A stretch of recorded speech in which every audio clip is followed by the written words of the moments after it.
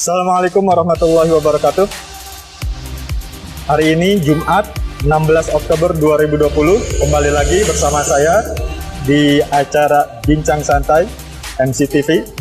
Pada kesempatan kali ini ada sedikit yang berbeda.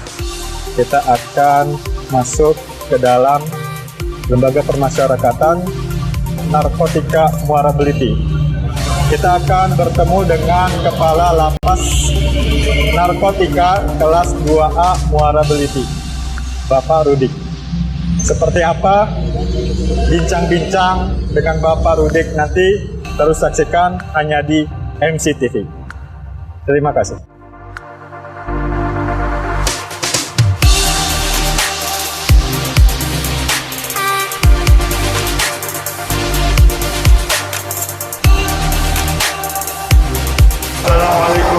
Waalaikumsalam warahmatullahi wabarakatuh. Alhamdulillah baik. Selamat datang di Lapas Narkotika kelas 2 Muara Beliti dari Mutiara Cendekia TV yang hari ini berkenan meliput kegiatan di Lapas kelas 2A Muara Beliti. Terima kasih Pak atas sambutan hangatnya. Ya, ini kita berada di depan. Ini merupakan P2U. Ya. Apa yang dimaksud dengan P2U itu Pak? Pintu utama. Pintu utama. Ya, pintu utama. Jadi memang serapat ini ya? Ya, serapat ini Pak. Serapat ini. Jadi setiap pengunjung pasti diintip dulu seperti itu. Apakah pengunjungnya boleh masuk ke dalam? Kalau saat ini di pandemi ini pengunjung tidak diperkenankan untuk mengunjungi keluarganya.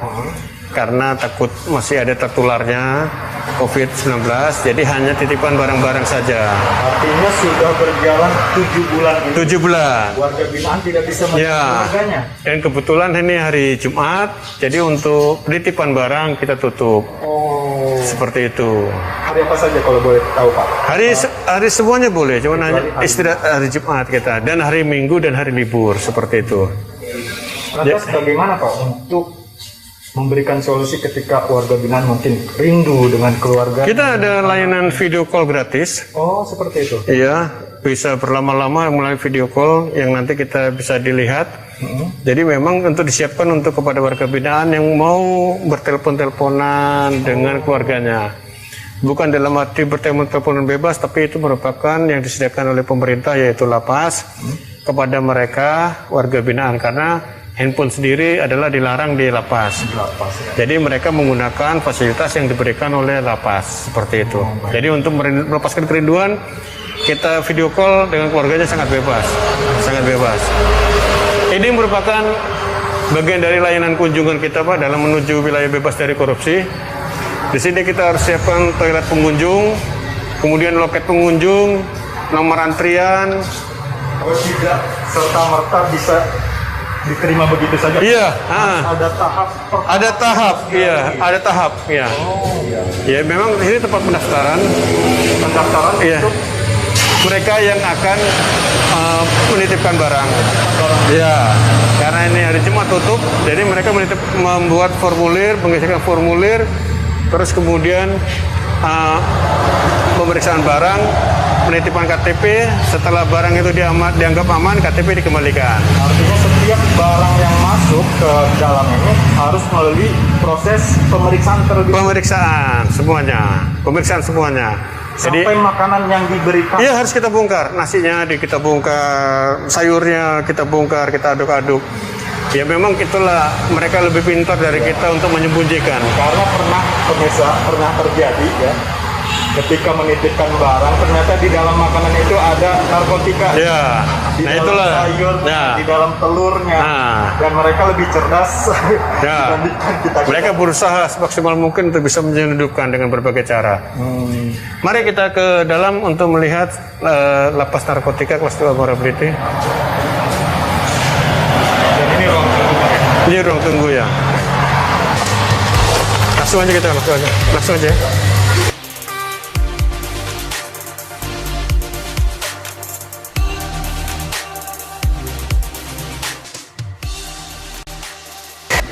Assalamualaikum warahmatullahi wabarakatuh. Pemirsa MCTV, saat ini saya sudah berada di Lembaga Permasyarakatan Narkotika Muara Beliti, Sumatera Selatan. Ya, saya sudah ditemani oleh Bapak Rudik yang merupakan Kepala Lembaga Permasyarakatan Kelas 2A Muara Beliti. Alhamdulillah. Terima kasih Pak sudah mengizinkan kami untuk hadir ke sini. Ya. Gimana Pak? Sehat-sehat? Alhamdulillah sehat. Alhamdulillah sehat. Itu yang penting Pak. Untuk saat sekarang ini kesehatan itu penting sekali Pak. Pemirsa, kita akan banyak bicara santai dengan Bapak Rudik. Kita mengetahui lebih dalam seperti apa sih lembaga permasyarakatan narkotika di Muara Beliti ini, seperti itu. Ya, mungkin teman-teman atau anak-anak sekalian penasaran seperti apa sih lembaga permasyarakatan itu. Nanti kita akan banyak berbicara dengan Bapak Rudik. Baik Pak, sudah berapa lama Pak menjabat sebagai Kepala Lapas di kelas 2A narkotika ini Pak? Kalau pada saat ini baru 10 bulan. Baru 10 bulan, Ya, artinya... Januari kemarin baru masuk sini. Oh, baru Januari kemarin. Iya. Jadi sebelumnya memang pindahan dari Kabupaten Kendal di Jawa Tengah. Dari Jawa Tengah, Ya. lalu Tugas di sini. ditugaskan di sini. Ya. Bagaimana perasaannya Pak?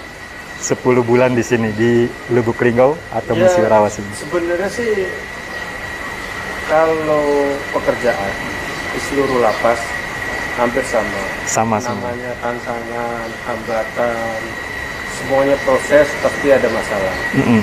Kebetulan saya ini bukan penduduk asli, sebenarnya sudah tinggal di sini sudah hampir 30 tahun.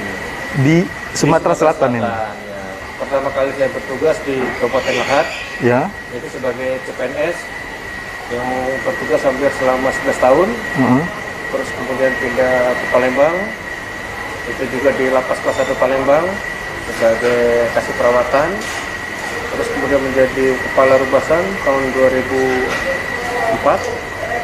Sebenarnya sih kalau rumah juga di Palembang, jadi bukan hal yang baru lagi di Sumatera Selatan. Iya. Memang hanya sering keluar, terus kemarin dari Lampung tugas pindah lagi ke Sekayu, terus kemudian keluar lagi ke Medan, ke Muara Enim. Ini keluar lagi ke Jawa Tengah, masuk lagi ke Muara Beliti. Iya. Seperti itu. Artinya jadi memang udah, ya memang di sini sebenarnya. memang di sini. Ya, Dan insya Allah darahnya udah darah Sumatera Selatan. darah Sumatera. Banyak makan pempek ya Pak. Banyak makan pempek. Iya, pemirsa, seperti apa perjalanan hidup Bapak Rudik ini? Saya ingin tahu Pak, apakah sebelumnya memang sudah berkecimpung di lembaga permasyarakatan seperti itu? Pengalaman-pengalaman sebelumnya seperti itu Pak? Jadi sebenarnya untuk bertugas di lembaga pemasyarakatan ini, kita ada salah satu sekolah, yaitu dulu namanya Akademi Ilmu Pemasyarakatan. Oh ya. Dan itu di Asia hanya satu-satunya. Di Indonesia? Di Indonesia hanya satu-satunya, itu Ikatan Dinas. Jadi Ikatan Dinas milik, kalau dulu Departemen Kehakiman, sekarang Kementerian Hukum dan HAM. Itu setara dengan pendidikan apa Pak? Setara dengan S1? D3. Oh D3? Pada waktu saya sekolah dulu setara dengan D3. Terus kemudian pada saat ini sudah berubah menjadi Polteknik. Oh Nah, iya. sekarang bersetara dengan S1. S1. Jadi kalau dulu saya lulus tamat itu pangkat 2C. Nah sekarang ini sudah 3A. 3A. Ya, mengikuti perkembangan zaman. Jadi di awal sekolah itulah pada tahun 87 saya tamat. Karena tamat SMA 84 langsung masuk sekolah pendidikan itu selama 3 tahun, 87 tamat. Ya itulah pas tamat itu kita langsung ditempatkan di wilayah Sumatera Selatan, di Kabupaten Lahat, di Lapas Lahat waktu itu. Ya waktu itu kita belum tahu bagaimana Kabupaten Lahat, karena saya besar pun dari kecil di Jakarta. Di Jakarta. Jadi tugas pertama kali di Lahat, dia melihat masyarakat Sumatera Selatan yang pada waktu itu memang sudah berubah dengan seperti tadi keadaan sekarang. Dan sekarang sangat berbeda jauh ya Pak? Berbeda jauh. Tahun 80-an. 87 ya. Kalau bekerja apa itu masih pakai apa namanya, badik. Iya. Masih. Artinya Bapak ini juga merupakan saksi perubahan di Sumatera Selatan. Seperti sekarang ini sudah berbeda sekali tentunya ya Pak. Iya. Artinya Pak, memang dari sekolah dulu sampai sekarang hanya di seputar-seputar itulah Pak ya? Iya, lembaga permasyarakatan ya. Pemasyarakatan. Memang sekolahnya khusus untuk pemasyarakatan. Dan sekarang juga masih ada, Pak?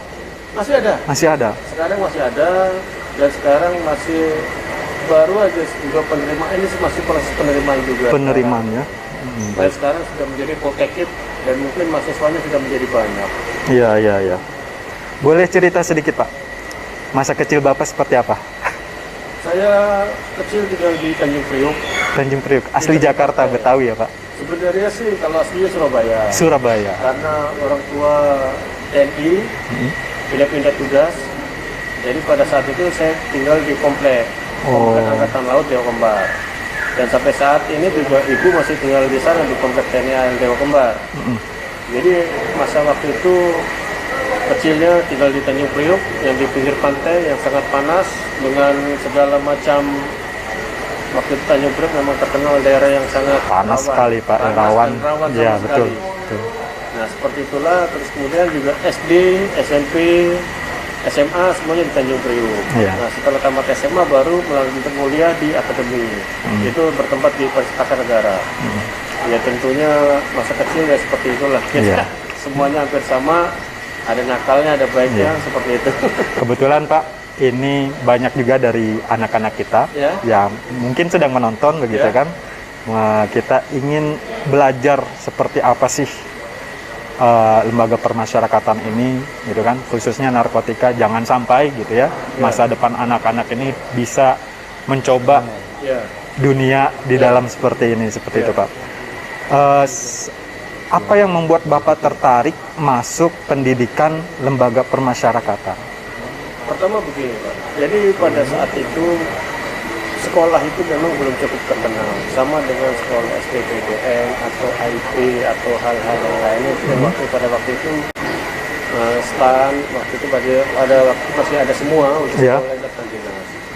Tentunya pada saat itu juga kita mencoba untuk mengikuti pendidikan dikarenakan orang tua TNI. Kebetulan pada saat itu saya tes akabri juga.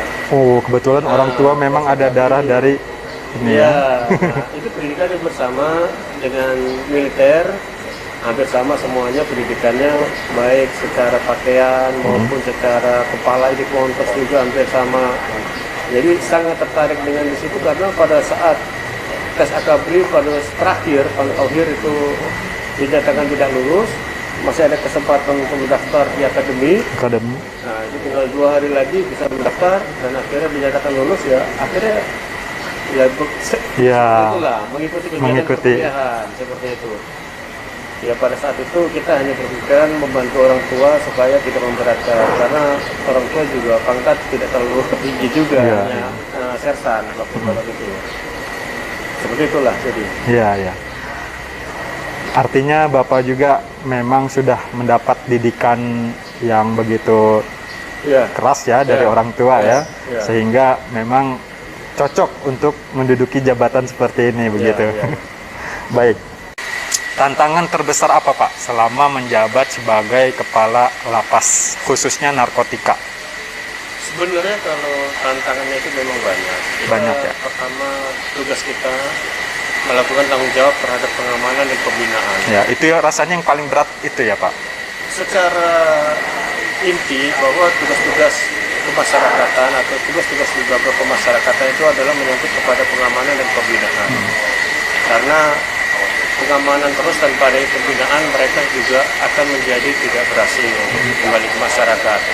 Pembinaan terus tanpa adanya pengamanan juga akan tidak ada berjalan. Kalau terjadi seringnya perkelahian, terus kemudian terjadinya kerusuhan, terjadinya pelarian atau hal-hal yang lain.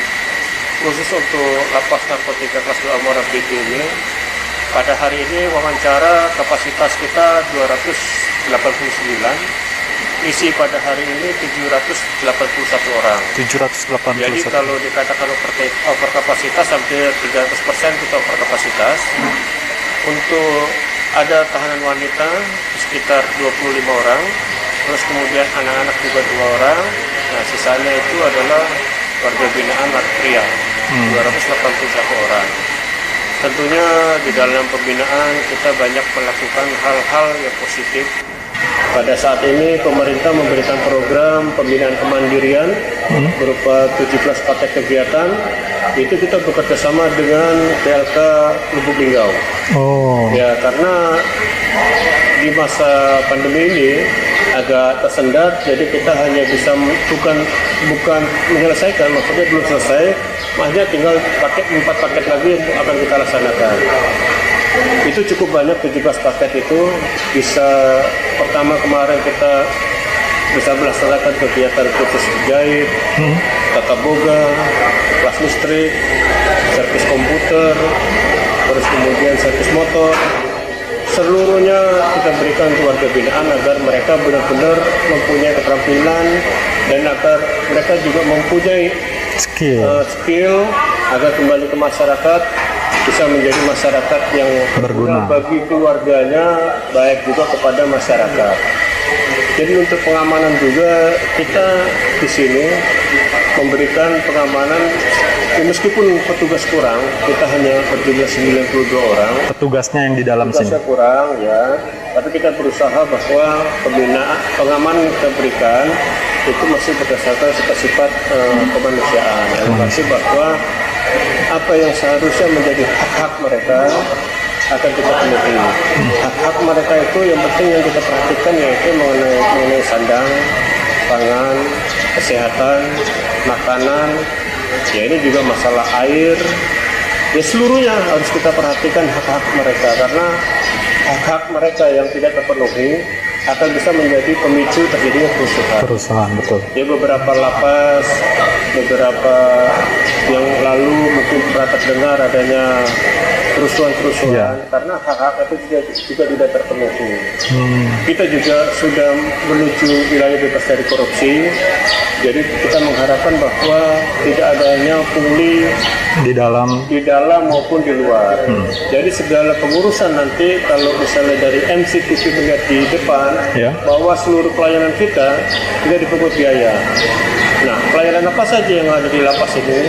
Kalau untuk warga binaan, kita bisa untuk pembebasan bersyarat, untuk cuti menjelang bebas, terus kemudian untuk asimilasi, itu semua kita berikan. Atau satu lagi yaitu cuti bersyarat. Itu merupakan sebagai pelayanan kita terhadap mereka dalam rangka mengurangi pidana mereka. Dan itu apabila mereka berkelakuan baik dengan syaratnya seperti itu. Dan juga kita juga ada kerjasama dengan Bapas, nama Bapas Moratara, Balai Pemasyarakatan. Itu adalah dari satu institusi kita, dari Kementerian Hukum dan HAM yang membantu melaksanakan tugas-tugas Litmas, penelitian kemasyarakatan. Jadi di situ nanti setiap tahanan baru akan dilitmas, setiap pengusulan baru akan dilitmas. Nah, litmas ini merupakan sebagai riwayat kehidupan dia, baik itu yang menyangkut tentang keluarganya, teman-temannya, kehidupan dia sehari-hari, dan juga selama di dalam lapas ini mengikuti kegiatan apa saja yang dia ikuti. Jadi tentunya penilaian ini seperti sekolah halnya, ada angkanya juga. Kalau mereka baik akan kita usulkan. Nah, mereka sangat bersyukur bahwa usulan-usulan yang kita berikan selama ini menjadi lancar. Pada hari ini 7 orang bebas itu mendapat pembebasan bersyarat. Itu sudah kita usulkan 2 bulan yang lalu, sehingga mereka selalu berusaha untuk berbuat baik, berniat baik, sehingga bisa mengikuti aturan, bisa melakukan pembinaan kepada kita semua, sehingga apa yang tidak kita harapkan, misalnya adanya keributan, kerusuhan, dengan terpenuhinya hak-hak mereka, mudah-mudahan insya Allah bahwa mereka juga akan mengikuti kita lebih baik seperti itu. Memotong sedikit Pak, tadi masalah keamanan tentunya Bapak bertanggung jawab penuh keamanan di dalam lapas ini seperti itu. Karena informasi-informasi di luar sana, beberapa lapas itu kecolongan. Ada yang sempat terjadi penyelundupan gitu kan. Bahkan terjadi pesta narkoba di dalam lapas. Ya, mudah-mudahan kita di lapas narkotika kelas 2 Morat itu sangat ketat. Jadi setiap pengunjung yang masuk akan kita geledah. baik itu pengunjung yang menitipkan makanan terhadap keluarganya di sini kepada BPT maupun pengunjung yang lain, baik tamu maupun siapapun kita geledah. Karena narkoba ini tidak memandang orang, kadang-kadang bisa orang lain yang menjadi korban yang kita kenal, sehingga petugas pun setiap bias pagi, bias siang, bias malam, semuanya kita periksa untuk menghindari terjadinya masuknya barang-barang terlarang. Kemarin tanggal 12 Oktober 3 hari yang lalu kita juga baru menggagalkan seorang istri membawa sabu menitipkan untuk suaminya. Itu sudah kita periksa. Jadi setiap hari memang kita periksa seperti itu secara teliti. Dengan ketelitian dari petugas dan juga dari komitmen dan mereka mempunyai integritas, mudah-mudahan bahwa pemeriksaan itu tidak bisa lolos. Karena kalau sudah luntur, sudah ada kong-kali-kong antara B2U penjaga dengan pengunjung, adanya titipan uang, adanya ini sebagai kurir, itu nanti pasti akan ketahuan juga. Betul. Mudah-mudahan mereka juga sebagai petugas bisa mengerti bahwa ancaman pidana ini sangat berat untuk penggunaan narkoba seperti itu. Apalagi kita proses lapas narkoba yang memang harus sangat lebih berhati-hati terus, lebih waspada terus terhadap kemungkinan barang-barang masuk. Ya kita nggak tahu karena sudah susah payah, sudah seperti apa, mudah-mudahan ya lapas kita tetap kondusif lah seperti itu. Dan pemirsa, benar yang dikatakan Bapak Rudi tadi, 3 hari yang lalu memang saya sempat membaca berita, sempat digagalkan rencana penyelundupan sabu-sabu ke dalam lapas ini. Dan itu menjadi bukti bahwa lapas ini memang begitu ketat. Bahkan ketika kami masuk, tim, semua memang harus diperiksa, seperti itu. Dan luar biasa sekali, mudah-mudahan ke depannya Pak semakin kondusif, tidak terjadi apa-apa. Terima kasih. Ya. Baik Pak. Pak menggaris bawahi apa yang disampaikan Bapak tadi, bahwa pemerintah memang serius untuk terus meningkatkan kualitas masyarakatnya, khususnya yang berada di dalam lapas ini, seperti itu. Kalau saya minta izin, boleh nggak kira-kira saya ditemani dengan Bapak gitu, melihat seperti apa pemberdayaan manusia di dalam lapas ini? Ya, bisa nanti kita lihat sambil melihat situasi di lapas narkotika Kelas 2 Muara Belitung. Karena tadi Bapak sempat sampaikan banyak sekali, sampai berapa ini Pak? Banyak ya. Bahkan di belakang saya ini ada alat musik.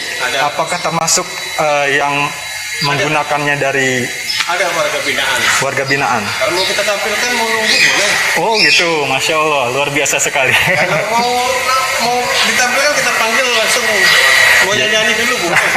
Silakan. Jadi pemirsa, warga binaan di dalam lapas ini memang sangat diperhatikan oleh pemerintah agar kedepannya mereka setelah keluar dari sini menjadi manusia yang kembali seperti biasanya, tentunya berguna bagi masyarakat sekitarnya. Mungkin bisa ditemani Pak sambil ngobrol-ngobrol santai seperti itu. Iya, mari. Pada saat ini kita sudah berada di dalam lapas Kelas 2 Muara Belitung, bahwa yang tempat kita ini merupakan selasar menuju dari pos P2U-nya ke pos komandan jaga. Di sebelah kiri kita ada aula untuk pertemuan pegawai, rapat-rapat pegawai, acara-acara. Di sebelah kanan adalah ini layanan kunjungan untuk warga binaan bertemu dengan keluarganya. Oh, artinya setiap ada keluarganya yang datang di tempat. Ya, karena pada saat ini corona tidak diizinkan oleh pemerintah bertemu dengan warga binaan, ditutup sementara, dan ini bersifat lesehan. Jadi mereka dengan suasana ribut, dengan suasana taman-taman yang indah, kolam-kolam yang ini, jadi anak-anak bisa melihat seperti ini, ikan-ikan yang besar kiri kanan kami, jadi memberikan kenyamanan kepada pengunjung dan juga kepada warga binaan untuk bertemu dengan keluarganya, untuk melepas kangennya seperti itu. Dengan begitu mereka tetap merasakan diperlakukan secara manusiawi. Dan ini kita kalau masuk ke dalam, Ini merupakan saya melihat ada besi-besi ini, artinya ini merupakan pembatas, ya pembatas. Jadi kita untuk menuju ke itu harus ada 1, 2, 3, 4 pembatas baru bisa masuk ke dalam pembatas seperti itu. Jadi di bawah ada 4 blok dari blok Angsa, blok Bango, blok Camat dan blok Darah. Jadi untuk blok-blok tersebut pada saat ini kita mengenai corona, kita steril untuk orang luar bisa masuk karena kami sendiri sebagai petugas sangat dijaga ketat, baik temperatur badan, baik ada riwayat penyakit atau tidak, sehingga tidak menularkan kepada seluruh warga binaan yang ada di sini. Menjaga, ya. Baik. Kita sambil ngobrol-ngobrol, Ya? Pak. Ya. Saya ingin tanya, Pak. Menurut Bapak, seberapa bahayanya sih narkoba ini? Kalau narkoba itu sangat berbahaya. Sangat berbahaya. Dengan sangat kejahatan kriminal, kalau kita bisa pilih jahat mana? ya sebenarnya kalau kejahatan kriminal itu langsung kepada korban. Ada korban. Kalau untuk narkoba ini korban tidak merasakan, tetapi berefek kepada negara. Dikatakan sangat bahaya sehingga pemerintah mengeluarkan Undang-Undang Nomor 9 tahun 35 tahun 2009. Di situ ancaman hukumannya sangat berat. Kenapa narkoba sangat berbahaya? Karena ini bisa membodohi masyarakatnya. Terus kemudian menjadi masyarakat yang cuek, yang akhirnya bertindak semaunya sendiri, yang tidak menghargai orang lain seperti itu. Ada banyak bermacam-macam. Jadi supaya mereka kembali dan tidak menggunakan, itulah tadi kita di lapas ini memberikan pembinaan yang sangat serius kepada mereka. Baik pembinaan rehabilitasi sosial dan juga pembinaan kemandirian seperti itu. Sangat berbahaya narkoba itu. Bahkan dari narkoba bisa terjadi Kriminal. tindakan kriminal. Bisa. Yang dari kriminal bisa menjadi narkoba. Sama aja, dua-duanya sama aja itu. Saling mengaitkan. Saling mengait. Kalau duitnya banyak bisa jadi narkoba. Bisa jadi bandar. Bisa jadi bandar juga seperti itu. Jadi kita akan kemana ini, Pak? Jadi kita mungkin ke sana. Tadi buat kue. Iya, Pak. Tunggu, Pak. Oh gitu ya. Masjid Agung sebelah kita ini. Kalau di dalam sendiri bagaimana, Pak? Untuk pembinaan kerohanian tetap kita laksanakan. Untuk sementara ini untuk pembinaan kerohanian karena kita juga ada pembatasan corona ini. Ya, jadi setiap hari biasanya ada ustadz yang hadir Untuk mengisi ya. untuk mengisi kegiatan ceramah rohani, mengaji, ikro, semuanya. Tetap mendapatkan pendidikan meskipun mereka berada di dalamnya, Pak. Iya. Ini kita bentar ke usaha daripada warga binaan untuk Salah satu usaha bukan usaha dari pembinaan kita yang diberikan kepada warga binaan untuk membuat roti ya, yang nanti akan dipasarkan baik di luar maupun di dalam lapas sendiri. masuk ke tempat pembinaan pembuatan roti di dalam lapas narkotika kelas 2A Muara Beliti. Jadi di dalamnya yang melakukan semua adalah warga binaan.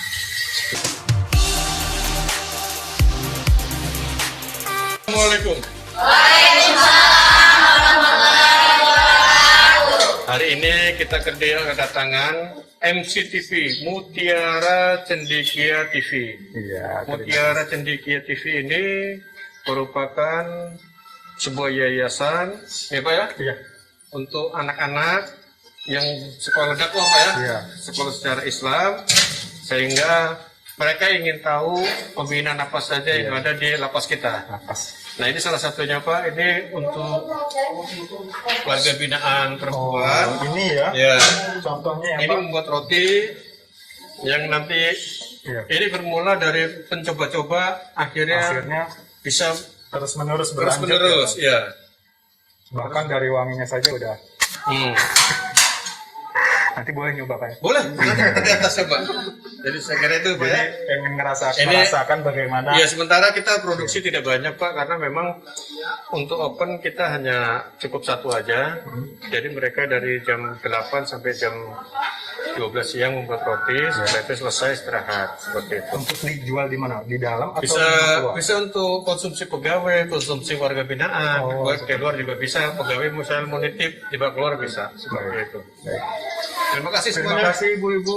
Ya, tetap pakai masker, tetap jaga jarak, jaga kesehatan ya, tetap minum vitamin.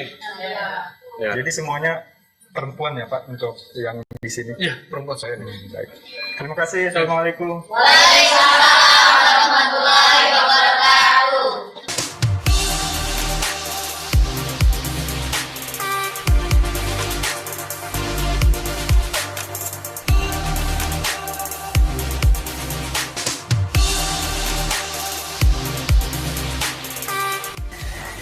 Baik, pemirsa, kita hampir di ujung acara.